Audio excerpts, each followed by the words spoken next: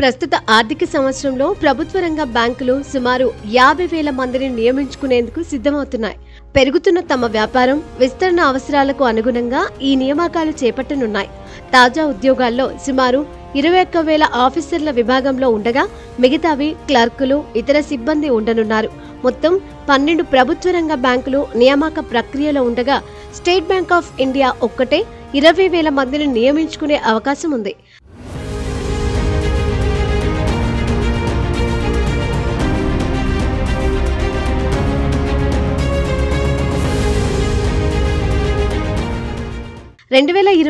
మార్చి నాటికి ఈ బ్యాంకులో 2,36,226 మంది పనిచేస్తున్నారు.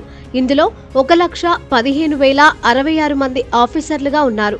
పంజాబ్ నేషనల్ బ్యాంక్ 5,500కు పైగా నియామకాలను ఈ ఆర్థిక సంవత్సరంలో చేపట్టబోతోంది.